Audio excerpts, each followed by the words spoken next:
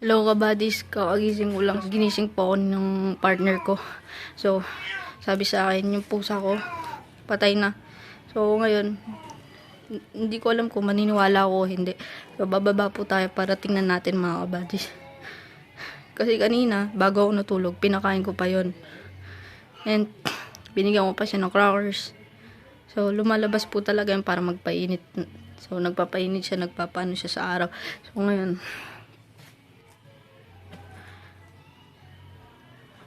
kabadis.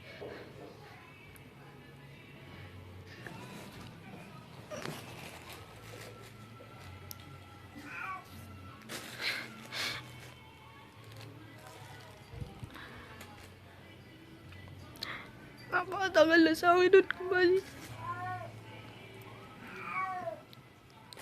So, parang hindi ko buhayang tignan. Patay na. Andun daw po sa bakanting bahay sa gilid namin. Yung ang sarap ng tulog ko, hindi ko namamalayan. May nangyayaring masama. So, hindi ko alam kung sino ang pumatay. Hindi ko alam kung paano nangyari o ano ba nangyari, ba't namatay.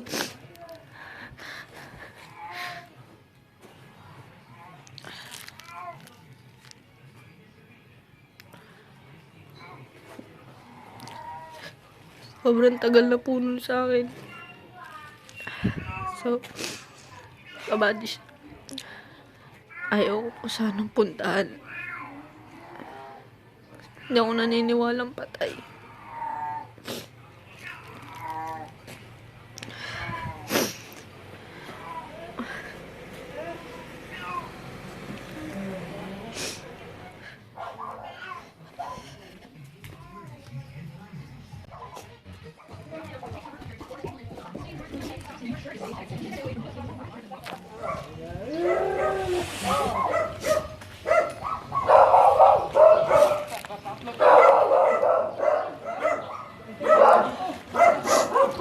Koy?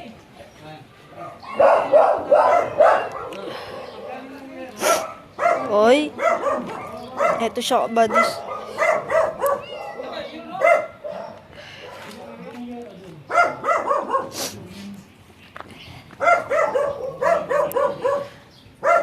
Napansin ko lang bakit wala yung collar niya. At may napansin din ako sa kanya na nagtanggalan yung balahibo niya. At bukod pa doon, nawala yung collar. At may malalim siyang kagat sa bandang leeg, para siyang kinaladkad, tsaka sa may mukha. Ito kabadis yung kagat niya. Ayan. Tapos, ito yung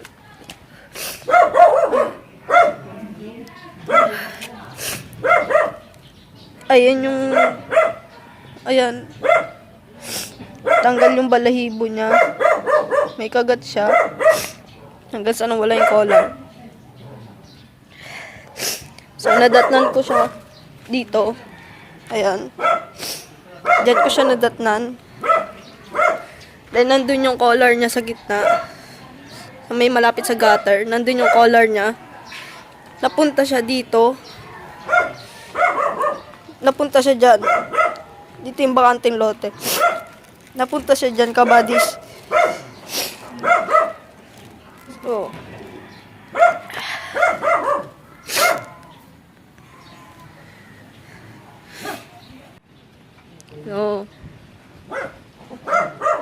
namatay siya na nakamulat yung mata, nakanganga. Yung dila, labas yung dila. And hindi ko alam kung paano siya namatay. Matanda na siya, kabadis. 7 years na siya sa akin. So, hindi na rin siya ganun kalakas kumain. Mahina na siya kumain eh. Kaya payat siya. Kaya, kahit pinupush ko siyang pakainin, ang madami, Hindi na niya nakakain. Kung sa sobrang tanda niya, ang gusto lang niya magpainit sa umaga, sa labas, sa gilid, sa may gutter. Tapos kakain siya konti, papasok sa loob, papahinga. Ganun lang yung routine niya. Punta siya sa loob, lapit sa akin, magpapalambing. Ilibing ko na lang po siya dito sa bakanting lote. Hanapan ko na lang siya ng maayos na libingan.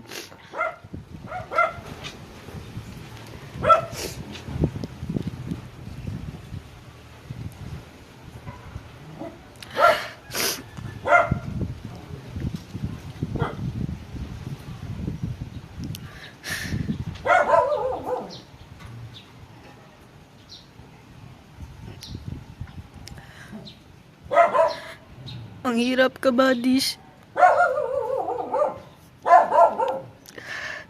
Yung...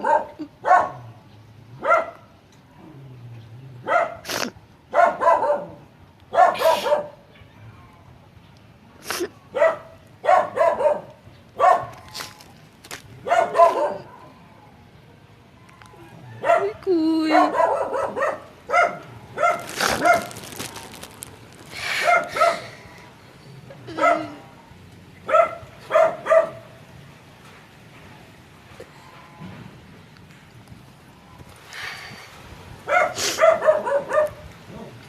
Kuy.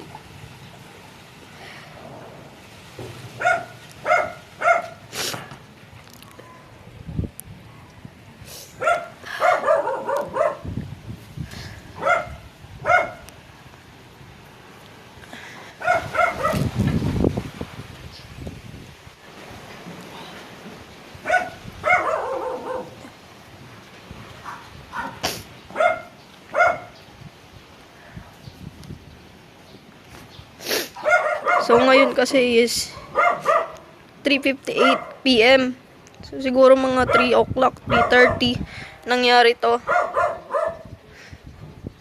Natulog ako, bumalik ako sa kama, mga 9 or 10. So, hindi ko alam kung sa kasarapan ng tulog ko, nangyayari na to, kabadis.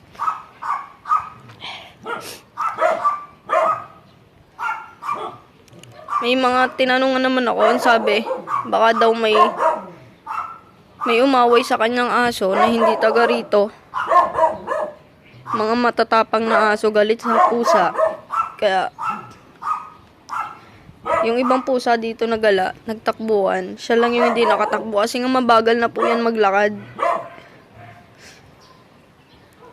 Paghapon, tanghali, pinapapasok ko na siya dito sa bahay. O, yun nga, nakatulog kasi ako, kabadis. Sobrang antok. Kaya hindi ko siya napapasok.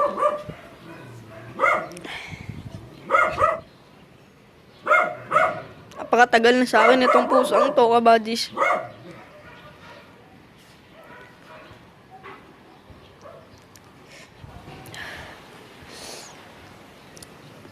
Kukunin natin yung collar niya. Kabadis, dito sa pinakagitna, sa may map sa gutter. Yan.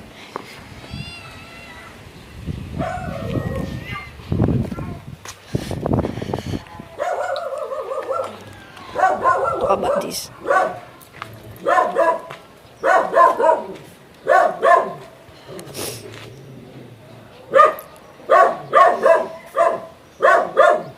Ayan. Natanggal siya, kabadis. Kung natanggal to, eto, kung makikita nyo, ayun yung kagat. Ayan. Tsaka sa mukha niya may kagat. Kailangan ko na siya ilibing, kabadis. Hanapan ko muna siya ng libingan. Ayan.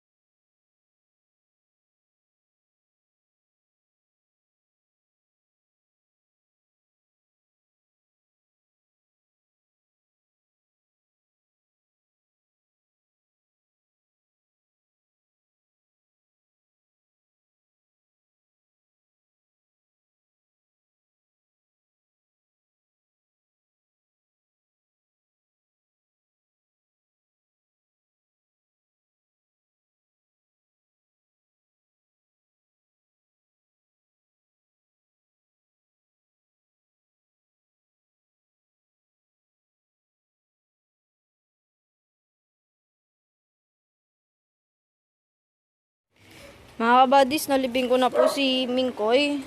So, pansamantala ko muna siyang dito muna nilagay. Dahil ililipat ko po siya sa maayos na libingan. Pag okay na po, pag mayroon na po akong budget, mag-update ako sa inyo kung nailipat ko na siya sa maayos na libingan. Hindi ko akalain na mangyayari to. Kaya, nilagyan ko rin ng oregano. Yan, sa paligid ng oregano. Para hindi lapitan ng ahas or ng kung ano. So yun kabadis. Hindi ko alam, nahuli na pala naming video yung TikTok kagabi. Nag-TikTok pa kami niyang kagabi. Hindi ko alam na, last na pala naming pagbabanding yun. So, ayan mga kabadis.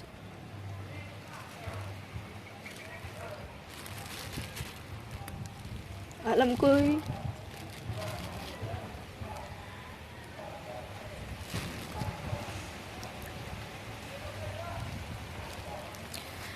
Dadalaw-dalawin ko na lang siya dito kasi ito lang naman po yung bahay namin. Ayan po.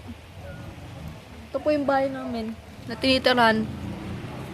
So, ito pong bakanting lote. Maraming pusa dito. Hindi ko alam kung bakit siya yung dinali.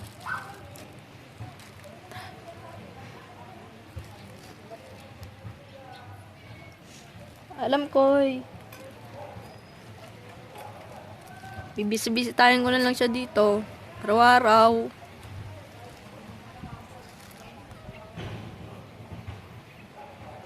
Pasensya na, hindi kita nabantayan.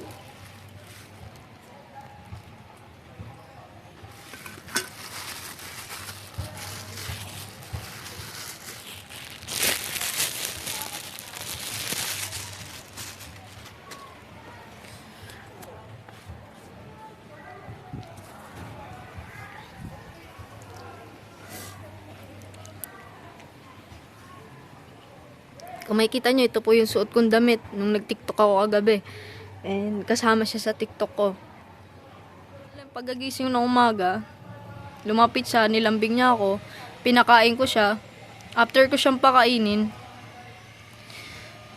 mga ilang oras kasi bumalik ako sa higaan. Then 3, yun na, doon na siya nakita. Sinabi ng partner ko, wala na si Mingkoy. So, hindi pa ako makapaniwala. Kala ko niloloko lang ako. And hindi ko alam ba't bigla akong nag-emotional kasi nga, siguro naramdaman ko dahil siguro ganun. Magulo kabadis.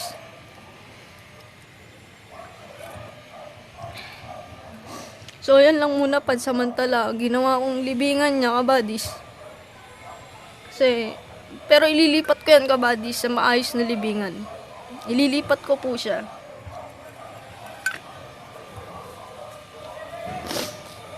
Alam ko.